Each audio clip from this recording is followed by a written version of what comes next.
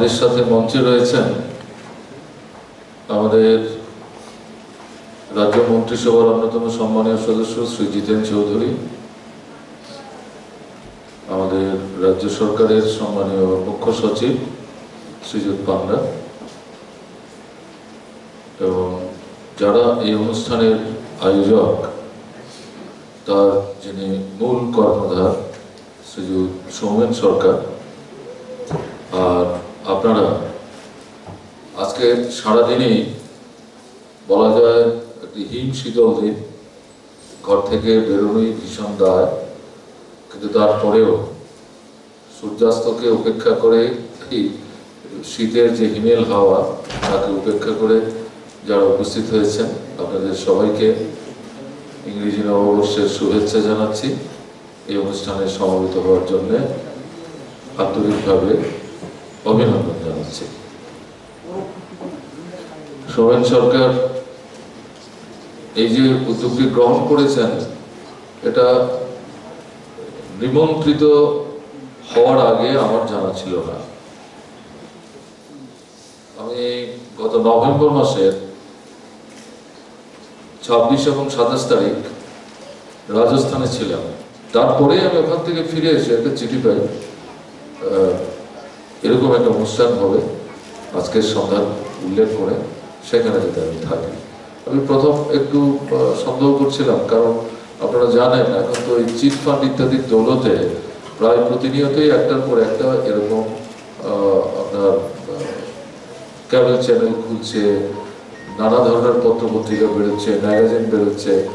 তো আমরা তো আর এগুলি এত খোঁজ খবর রাখতে পারি না।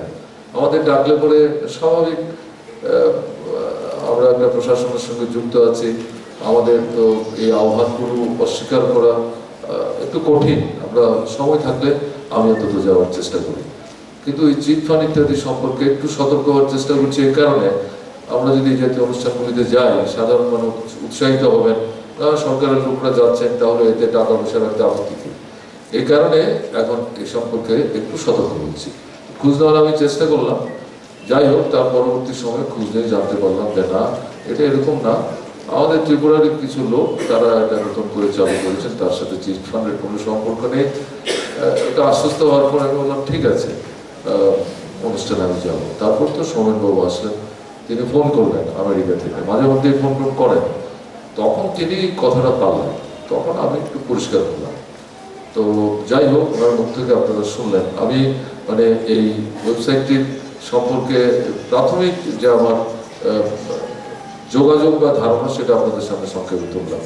যে আজকে আনুষ্ঠানিকভাবে উদ্বোধন হলেও অনেক আগে থেকে কিন্তু তারা ট্রায়াল রান শুরু করেছেন এবং ত্রিপুরা সম্পর্কিত বিষয়ে সাধারণ মানুষের কাছে বিষয়গুলো তুলে ধরার জন্য, অথবা ত্রিপুরার কেউ পরিচিত লোক বাইরে গিয়েও যদি কিছু বলেন, সেই কথাবার্তা তুলে আনার চেষ্টা করছেন। তা না হলে আমি রাজস্থানে গেছি, সেখানে আমার সঙ্গীয় যে বন্ধু, তার সঙ্গে কথা বলে তথ্যাদি সংগ্রহ করে এটাকে এখানে টেলিকাস্ট করার বা ওয়েবসাইটে এটাকে সাধারণ মানুষের কাছে কমিউনিকেট করার এই আগ্রহ দেখাবেন কেন? এর থেকে পরিষ্কার যে প্রকৃত অর্থেই ত্রিপুরাকে সাধারণ মানুষের মধ্যে নিয়ে যাওয়ার একটা আকাঙ্ক্ষা বা চেষ্টা তাদের আছে। পরবর্তী সময় সৌমেনবাবুর সাথে কথা হয়, তিনি আরো বলেন যে আরো নানা ধরনের পরিকল্পনা তার আছে।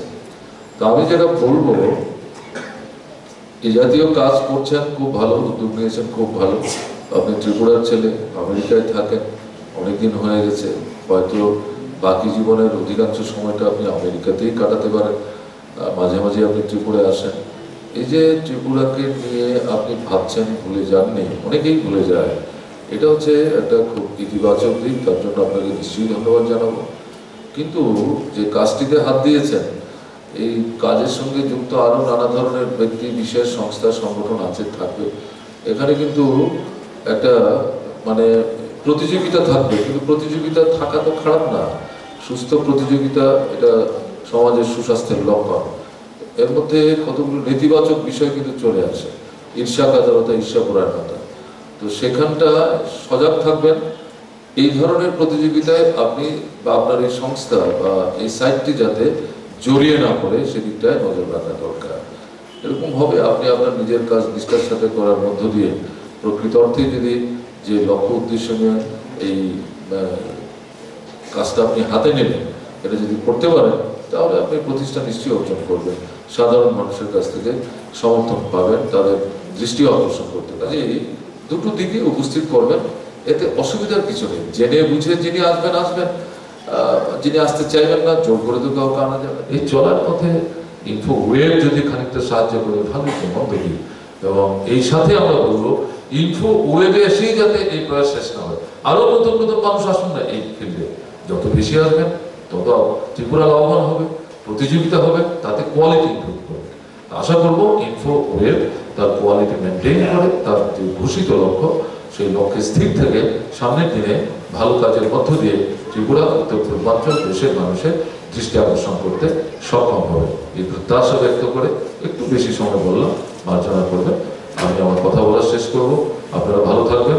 এরপরে সাংস্কৃতিক সন্ধ্যা আছে, সেটা সবাই মিলে উপভোগ করবেন। সবাইকে নমস্কার।